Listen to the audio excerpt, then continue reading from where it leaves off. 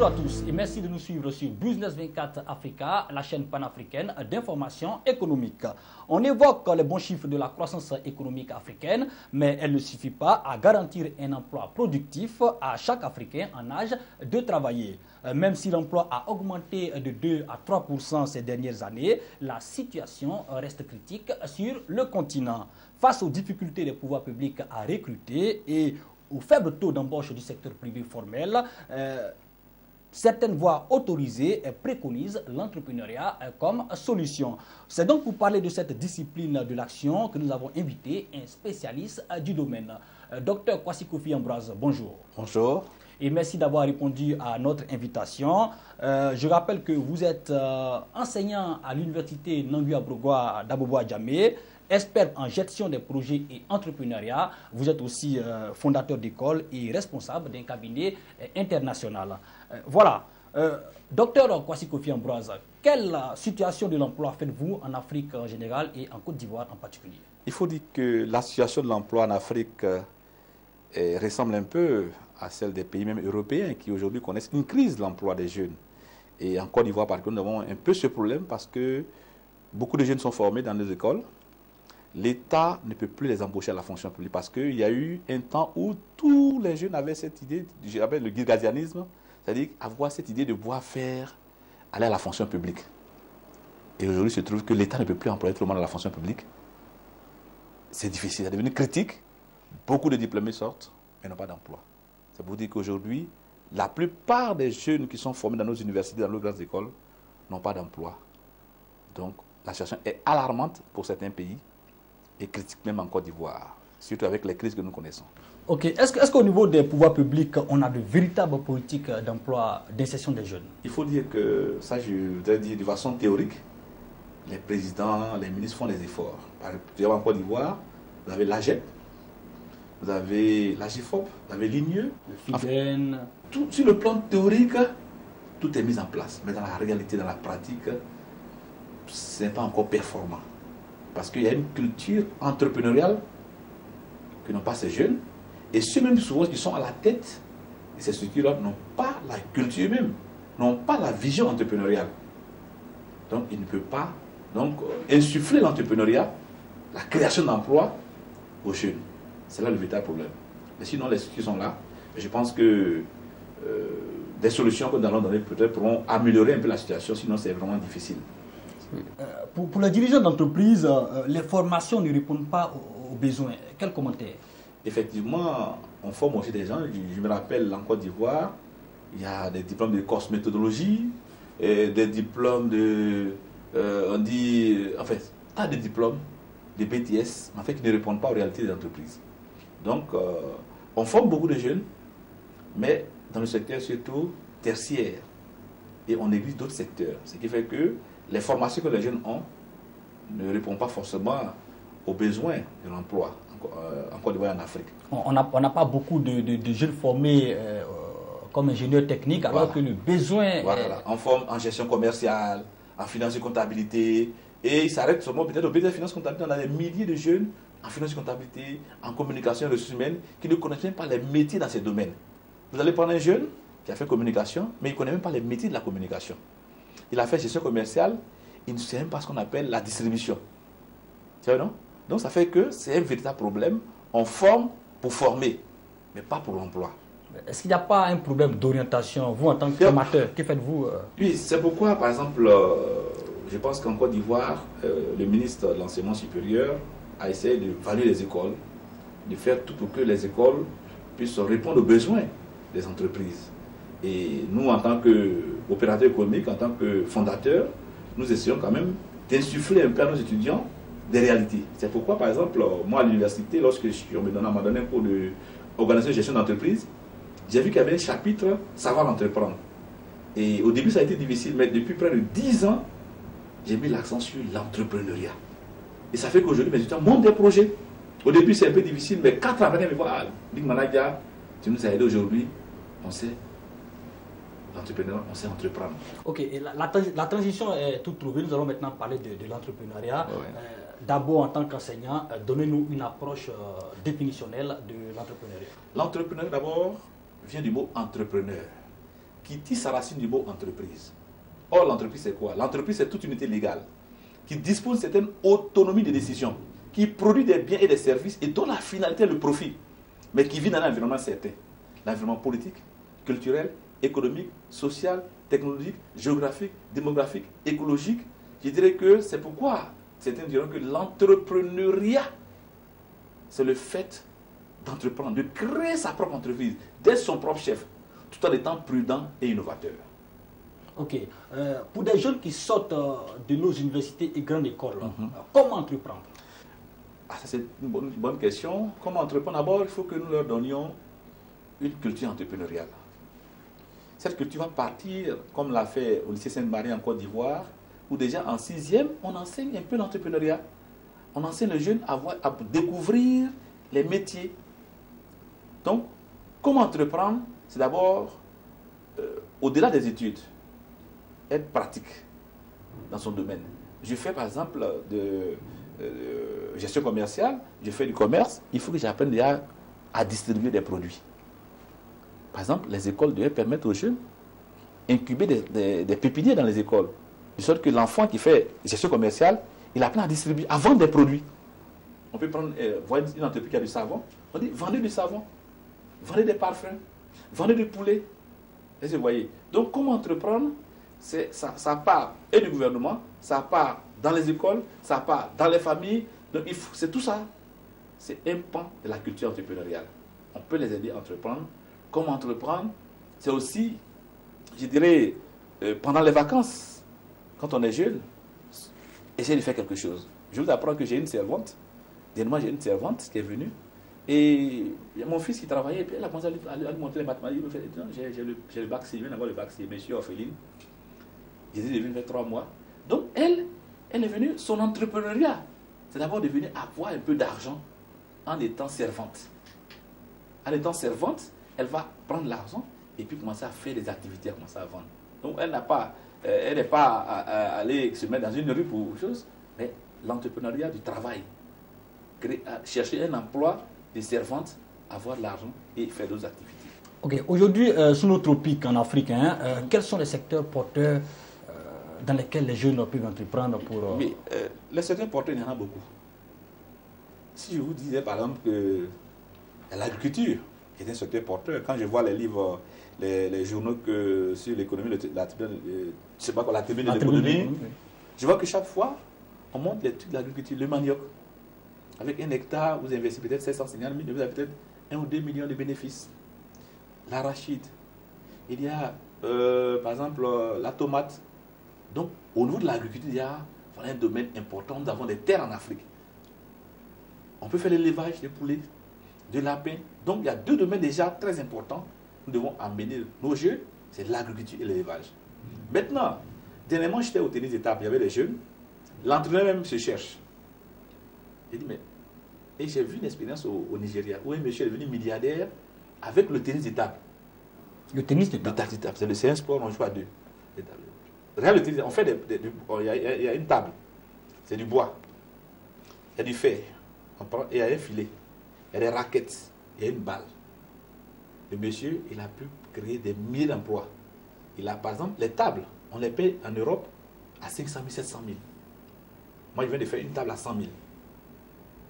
Mais cette table qui le fait, c'est un menuisier. Donc, on peut former un jeune à faire cette table-là. C'est bon, non? Donc, déjà, on crée de l'emploi. On crée une menuiserie pour faire des tables.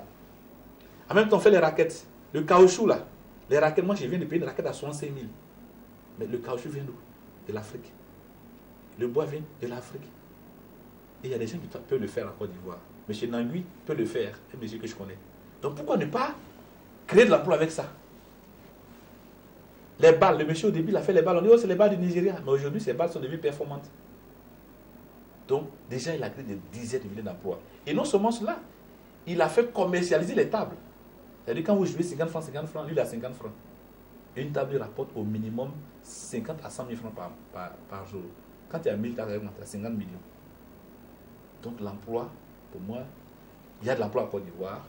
Il y a beaucoup de choses à faire en Afrique. Ok, mais comment avoir les ressources financières et matérielles quand on sait que nos banques, les banques sont réticentes à l'idée de financer les jeunes entrepreneurs?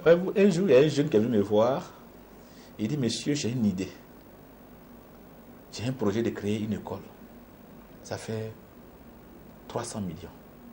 Il avait dit université. Il dit, mais est-ce que tu sais ce qu'on appelle une université? Tu sais ce qu'on appelle un président d'université, un chercheur, un professeur d'université, un agrégé, tu connais ça? Il dit non. Il faut aller chercher à faire une école primaire d'abord. Est-ce que vous voyez? Donc, les gens, ils ont de grandes idées. Si c'est les idées, tout le monde peut avoir. D'avoir des milliards. En parallèle, il y a un monsieur, un Aoussa du Niger, qui était en Côte d'Ivoire. Et la police économique veut le saisir parce que ce monsieur, chaque jour, il fait rentrer 501 millions. Et la police économique vient dire, ah monsieur, chaque jour, la banque dit, il envoie 500 000 à 1 million. Comment il fait? Il a dit, allons, je vais vous montrer où je vole mon argent. Il s'en va. Il a près de 50 coins de vulgarisateurs. On fait les pneus et tout ça. Il a des kiosques. Chaque kiosque donne 2 à 3 000 francs. Il a des pouces-pouces. Mais il a commencé à faire 1, 2, 3, 4, 5. Ça fait que tous ces kiosques, c'est des trucs qui ne répondent à rien. Il a au moins 501 millions par jour. C'est pour dire aux jeunes qu'il y a du travail en Afrique, en Côte d'Ivoire. Je reviens à la question. Donc, pour dire que le financement, vous me dites, le financement, dire que les gens, ils ont des grandes idées. Mais tout à l'heure, je vous ai parlé de la jeune fille. Supposons qu'elle veut avoir 100 000 francs. Donc, pendant les vacances, elle vient être servante. Donc, on ne cherche pas à aller voir les banques au départ. Même quand on va te le voir, qu'est-ce que tu apportes? Quel est ton pourcentage que tu apportes? Il faut avoir des ressources. Donc, voilà. Et les ressources, il faut travailler d'abord. Cette jeune fille était l'exemple, papa, pour moi, elle est chez moi. Si elle gagne 100 000 francs pendant 3 ou 4 mois, elle peut aller entreprendre. Mais il ne fait pas comme cette jeune fille qui un jour m'appelle, suite à une émission que j'ai faite à une radio. Monsieur Manadia, j'ai besoin de 180 millions pour acheter une machine à coudre. J'ai appris la couture. Donc on dit que vous êtes gentil. Je dis, il n'y a pas de problème, venez. Et elle vient, oui, vous êtes chrétien, croyant. Il dit oui. Il dit, il n'y a pas de problème. Les 180 millions, j'ai réfléchi aussi. Dieu m'a donné une révélation pour toi. Cette révélation, c'est que tu vas faire un travail où tu vas avoir 15 000 francs par mois. Et sur 12 mois, tu as les 180 000 francs. Il dit, quel travail? Il dit, non, ce travail-là, c'est pour être servante. J'ai vu, et tu ne payes rien. Ah, quand vous me regardez, moi, une chrétienne, baptisée, et puis j'ai venu travailler pour une femme. Il dit, ah, donc Dieu a créé des gens pour être servantes. C'est pour dire à tous les jeunes qui l'écoutent, l'argent, pour dire que si vous êtes venu au départ, c'est d'abord le truc personnel. Il faut avoir son apport.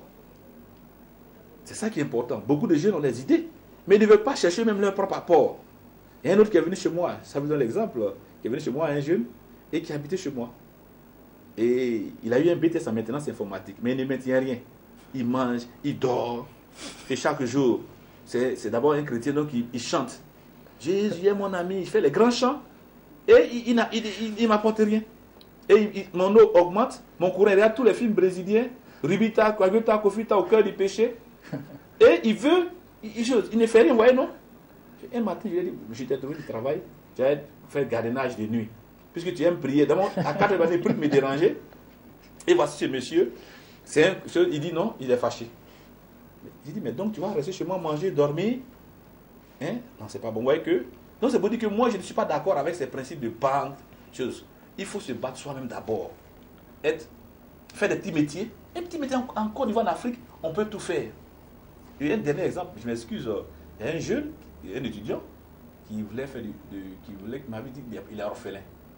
Je lui ai dit, est-ce que tes mains sont orphelines? Il dit non. Il dit, voilà, je vais te trouver de l'argent. Voici ce que vous allez faire. Écris-moi une note. Prends un papier écrit. Moi, étudiant ingénieur, j'ai des choses. Au lieu d'aller vous voler les nuits, de vous choses, je souhaiterais venir travailler chez vous, les samedis, dimanches, venir laver vos habits, repasser vos habits et enseigner vos enfants ce que vous voulez me donner. Il fait 100 lettres. Il a fait 100 lettres. 95% des parents lui ont répondu favorable. Ce jeune-là, 3 mois après, il devait faire les cours du soir parce qu'il avait été tellement occupé, il avait 300, 400 000 francs par mois. Parce qu'il parlait chez les jeunes. Donc il a eu de l'argent, mais avec ça, il a fait du charbon. Il est eu millionnaire aujourd'hui. Ok. On va revenir aux banques. Hein. On sait que pour avoir aussi des financements des banques, il faut monter de bons projets. De bons projets. Quel conseil donnez-vous aux jeunes pour qu'ils puissent monter de bons projets et avoir des financements? Oui. D'abord, c'est intéressant cette question parce que l'entrepreneur prend en compte ce qu'on appelle le business plan, le montage de projet. dans l'entrepreneuriat, il y a trois, sur le plan académique, il y a trois éléments. Il y a les fondements, comment on a l'idée, quelles sont les motivations, quel est le profil du cadre d'entreprise, quels sont les obstacles, quelles sont les causes. Maintenant, le deuxième module, c'est le business plan. Quand vous avez une idée, il faut monter un business plan. Il y a plusieurs business plans. Le business plan, c'est plan d'affaires. Et à ce niveau-là, il faut qu'ils apprennent à monter des projets. S'ils ne le peuvent pas faire, il y a des cabinets. Et nos recherches nous ont montré qu'il y a 5 grands modules qui apparaissent. Il y a la présentation du promoteur et du projet. Il y a l'étude technique, et les moyens à mettre en œuvre pour réaliser le projet. Il y a la structure de l'organisation, le côté managérial et organisationnel. Il y a je dirais, le plan marketing, qui comprend l'étude de marché, les produits et services et la stratégie de mise en marché. Et puis, il y a l'étude financière. Ces 5 modules te permettent de monter un business plan, un plan d'affaires pour essayer de convaincre un bailleur de fonds. Parce que le bailleur de fonds s'il n'a pas vu ces 5 éléments, qui tu es, comment tu vas gérer ton argent, est-ce que tu es crédible, est-ce que ton projet d'affaires est intéressant. C'est pourquoi on parle de délai de récupération. Tu vas me dire, donne-moi 3 millions d'euros dans 10 ans. Tu as vu, non? On parle de rentabilité, avec une idée de profitabilité, tout ça. Donc, c'est pour dire que les jeunes doivent savoir que j'ai une idée, il faut que je monte un business plan. Et c'est pourquoi nous l'enseignons aujourd'hui dans beaucoup d'écoles aujourd'hui, en Afrique, en Côte d'Ivoire, enseignent le business plan. À l'image de l'ISCC qui enseigne bien le business plan pour que les jeunes, quand ils sortent de l'école, ils savent que j'ai une idée, mais j'ai un plan d'affaires, qui est aussi un tableau de bord pour moi, pour avoir un financement. Ok, certains de vos confrères experts conseillent aux jeunes d'avoir plusieurs compétences, c'est-à-dire dans un groupe qui va entreprendre, avoir des comptables, des communicateurs, des spécialistes en droit. Est-ce que c'est forcément de bonnes méthodes? En fait, les grands cabinets, oui, nous autres, on avait la chance de faire un peu de tout, hein, mais en réalité, dans un cabinet, c'est quoi je veux dire, 5 modules. Quand on prend le module, par exemple, quand on monte un projet, quand on prend par exemple le module plan marketing, il faut un expert en marketing qui comprend ce qu'on appelle les produits et services, qui sait ce qu'on appelle une étude de marché, qui peut calculer les parts de marché, qui connaît ce qu'on appelle la concurrence, parce qu'il faut dire la concurrence, qui connaît la stratégie, le marketing mix. Donc, il faut un expert en marketing. Il faut aussi quelqu'un qui peut faire l'étude financière, donc qui connaît la comptabilité générale, la comptabilité analytique, qui connaît les sociétés, qui connaît la finance d'entreprise, qui peut calculer, qui peut faire un tableau d'amortissement, qui connaît les maths financières. Pour ceux qui n'ont pas fait cette formation au niveau des études, ils peuvent le rattraper en formation continue. En formation continue, voilà, ils peuvent le rattraper. Voilà, on peut les former pour cela, mais en général, le côté financier, il faut être un peu scientifique. Sinon, un littéraire qui a eu bac A, qui n'est pas bosseur, c'est difficile. Mais quand tu as fait un bac D, un bac G2, tu peux rapidement maîtriser la comptabilité, qui est un élément important. Parce qu'en fait, le plus important, le plus difficile, c'est la partie financière. Faire un tableau d'amortissement, c'est pas les maths financières. Tu ne sais pas que calculer la valeur acquise d'une suite d'années qu'on s'en place en fin de période, VA égale à A1 plus I, N moins 1 sur I, tu ne peux pas calculer les annuités et tout faire le tableau. Donc il faut connaître les maths financières. Ok, on va revenir au rôle que l'État peut jouer pour aider les jeunes entrepreneurs. Oui. L'État met des structures en place, mais ce que je veux dire, aujourd'hui, on constate que pour aussi aider les jeunes, il faut les aider, n'est-ce pas, à pouvoir franchir certains obstacles, comme par exemple au niveau des dossiers à fournir. Est-ce que sur ce point-là, les jeunes entrepreneurs ivoiriens sont aidés? Oui, il faut dire que depuis cette année, je pense que il y a eu une amélioration. Nous nous sommes battus, en Côte d'Ivoire particulièrement, pour qu'il y ait le guichet unique. Parce que lorsque vous voulez créer une entreprise, par exemple une SARL, Société à responsabilité limitée, en Côte d'Ivoire, vous allez faire 6 exemplaires de statut que vous allez déposer à la tour E3, vous allez prendre le numéro 47 dans son temps. Je ne sais pas si ça a changé. Il faut prendre 3 exemplaires que vous allez au greffe du tribunal à la porte numéro 10. Le parcours est long. Et il faut dépenser au moins 600 000 francs pour faire une SARL. Donc le jeune dit, mais 600 000 francs, je peux créer, peut-être aller faire un gabadrome, faire autre chose. Donc ça ne favorisait pas l'entrepreneuriat. Donc les gens étaient obligés d'être dans l'informel. Mais aujourd'hui, avec le guichet unique, je pense que c'est un grand pas, une victoire pour les jeunes qui doivent maintenant être dans le truc réel et entreprendre facilement. Donc aujourd'hui, on peut dire que l'État de Côte d'Ivoire a facilité les choses avec le guichet unique. Mais c'est pas encore, c'est un peu le coût un peu élevé. Je pense que en France, c'est rien. C'est 1 ou 2 euros là où vous en sortez, mais ici quand même, il faut qu'on revoie un peu le prix. C'est-à-dire le guichet unique, bon, même si c'est accrédité, on doit le faire. C'est-à-dire que le guichet unique, un jeune qui a peut-être 30 000 francs, 40 000 francs, 50 000 francs, on doit peut-être faire son entreprise et il est immatriculé, et il peut payer ça dans le long terme. Même si c'est 200 000, mais avoir 100 000 francs. 200 000, ce n'est pas évident. Donc, il y a un effort qui a été fait. Il faut que ça soit subventionné par l'État ivoirien. Ok. Que préconisez-vous aujourd'hui aux jeunes qui malgré les obstacles pour entreprendre, ont encore cette fibre-là et qui aujourd'hui n'ont pas les moyens? Oui, d'abord, moi je dis les moyens, on se les donne. Nous sommes tous enfants de pauvres. Moi, mon père était planton avec 7 000 francs par mois, mais il a pu construire une maison. Il m'a dit, mon fils, j'avais 7 000 francs, j'épargnais 3 000 francs. Donc moi, quand on dit qu'on n'a pas de moyens, en Côte d'Ivoire, en Afrique, c'est difficile. C'est ridicule. C'est-à-dire que je vous ai parlé l'exemple de servantes, de boy, de gardiennage. Beaucoup de jeunes refusent de faire ces métiers. Je suis parti dans une église et j'ai dit aux jeunes qu'il y a un monsieur qui est venu qui vend des lignames sur la tête. Il a 7 000 francs par jour. Il a dit, monsieur, toi tu es musclé, tu es formé.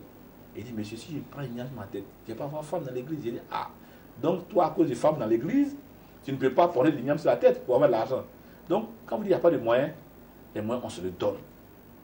Il y a un temps, c'est la loi de l'Ecclésiaste. Il y a un temps pour s'humilier, il y a un temps pour faire des petites choses. Oh, l'Africain et l'Ivoirien en particulier, nous avons de grandes idées. Et donc les jeunes, ils ne veulent pas faire le minimum. Ils veulent qu'on leur donne. Et non seulement ça, ils ne sont pas bien formés. Quelqu'un qui dit qu'il a fait communication, qu'est-ce que la communication? Il va se gratter la tête. Donc il se débrouille pour avoir les examens. Donc il y a un manque de formation véritable. Par quelqu'un qui a fait l'informatique, qui ne sait même pas utiliser l'ordinateur. Pourtant, il a un BTS en informatique. C'est grave. Tu as fait du marketing. Ça veut dire que tu as fait stratégie marketing, tu as fait plan d'action commerciale, tu as fait TCI. Tu n'es pas capable de monter une affaire. C'est grave. Donc, je trouve que c'est vrai, l'État a une responsabilité. Mais nous, les jeunes, avons notre responsabilité. Ok. Et voilà. Ok. Que pensez-vous de ces nouvelles méthodes de soutien à l'entrepreneuriat? Je vais parler des business angels, qui est un procédé où des hommes d'affaires, des personnes ressources viennent aider ceux qui veulent entreprendre et qui ont déjà aussi un capital. Je pense que c'est une bonne chose du côté anglophone, on le fait souvent. C'est une manière de booster un peu les jeunes entrepreneurs tout en exposant un peu leurs idées d'affaires, leurs projets. Et c'est là important, je pense qu'on peut le faire en Côte d'Ivoire. Et nous l'avons fait déjà à l'université Nambia Brogua, où nos étudiants, par exemple, montent des projets. On dit par exemple élevage de poulets, on dit par exemple création d'un cybercafé. Et on a invité quelques opérateurs économiques qui viennent, qui regardent, ah, ce projet il est bon, moi je le finance. Des fois même dans ces business angles, on peut être partenaire du projet. On essaie d'avoir, on te finance, mais ce n'est pas gratuit. Voilà. Donc c'est une méthode, c'est aussi un élément important et nous voulons encourager, je dirais, les autorités à le faire. À promouvoir cela, ça peut être aidé par un concours sur l'entrepreneuriat en Côte d'Ivoire. Et cela, je pense que nous allons rencontrer le ministre de l'Enseignement supérieur, M. le professeur Sieba Congo, qui vraiment est un homme qui aime l'entrepreneuriat et qui aime ces genres de choses. Nous allons le rencontrer, avec votre appui bien sûr, pour qu'il y ait un concours national d'entrepreneuriat au niveau supérieur par exemple. Et les meilleurs projets, par exemple en finance comptabilité, il y a un concours qui est lancé. On prend peut-être les 20 dans différents domaines, on prend les meilleurs. Et puis maintenant, on invite maintenant à une cérémonie tous les opérateurs économiques, même les banques, à soutenir ces projets. Je pense que ça peut créer au moins, s'il y a 1000 projets qui sont financés, ça peut être 10 000 emplois. Parce qu'un projet en Afrique peut nommer près de 10 personnes. Okay. Voilà. Et je pense qu'il y a tellement de choses. Je vous ai dit que j'ai parlé du sport. J'ai parlé aussi de la musique. Tout à l'heure, ce matin, je suis allé rencontrer une responsable au niveau de la musique. La musique, par exemple, on peut fabriquer les instruments de musique. On a le bois en Afrique. On a tout en Afrique. Donc, l'Afrique ne doit pas avoir un mal de création d'emplois. Les opportunités existent. Les opportunités existent. C'est une notion de politique gouvernementale. Et puis aussi, vous savez que les freins à cela, c'est lorsqu'il n'y a pas de réconciliation. Lorsqu'il y a des guerres, lorsqu'il y a des crises, c'est difficile. On ne peut pas aller loin avec ça. Donc, notre solution, c'est que vraiment, il y ait la paix en Afrique. Lorsqu'il y a la paix, il y a le travail en Afrique. Ok, docteur Kwasi Kofi Ambroise, un dernier mot, un appel à lancer au pouvoir public qui finance aussi ces différentes politiques d'entrepreneuriat. Un appel aussi à lancer aux jeunes qui nous regardent et qui veulent aussi faire le pas afin d'atteindre le gratin de la société et devenir des dirigeants d'entreprise. Moi, je m'adresserai d'abord à 3 ministères. Au ministère du Commerce, sorte que les jeunes qui entreprennent, il n'y a pas trop de taxes. Évidemment, les jeunes qui ont fait des boutiques, on s'en rend compte qu'on vient faire des taxes sur le réfrigérateur. Les gars du ministère de la Santé passent et tout ça, c'est compliqué. Un appel au ministère de l'Enseignement supérieur et de l'Éducation nationale qu'on inculque l'entrepreneuriat comme matière de base. Comme matière de base. C'est-à-dire qu'au lieu de faire des stages après le BTS, pendant l'année scolaire, il y a l'entrepreneuriat au niveau des comptables, l'entrepreneuriat au niveau de la gestion commerciale. Par exemple, il y a une banque aujourd'hui qui, en collaboration avec une structure, sont en train de faire un projet avec, pour que les élèves puissent épargner dans leurs écoles. C'est un projet incubateur. Que, au niveau, par exemple, gestion commerciale, comme je l'ai dit, il y a aussi des formations dans ce sens-là. Donc, en fait, pour dire que il faut qu'au niveau des BTS, au niveau des universités LMD, on mette la chose entrepreneuriat et peut-être en master, on met gestion de projet. Je rappelle qu'il y a une différence entre l'entrepreneuriat et la gestion de projet. La gestion de projet prend en compte l'entrepreneuriat. Voilà. Qui prend en compte l'entrepreneuriat. La gestion de projet, c'est encore plus vaste et plus grand, plus dynamique, qui prend en compte d'autres notions que j'appelle les 7M au niveau de la gestion de projet. Donc, je lance un appel donc au gouvernement ivoirien, au ministère de l'Enseignement supérieur, qu'on inculque l'entrepreneuriat, qu'on enseigne l'entrepreneuriat comme matière fondamentale dans nos écoles. Cela va permettre que les gens fassent des projets, qu'il y ait des concours nationaux où les 5 meilleurs sont financés.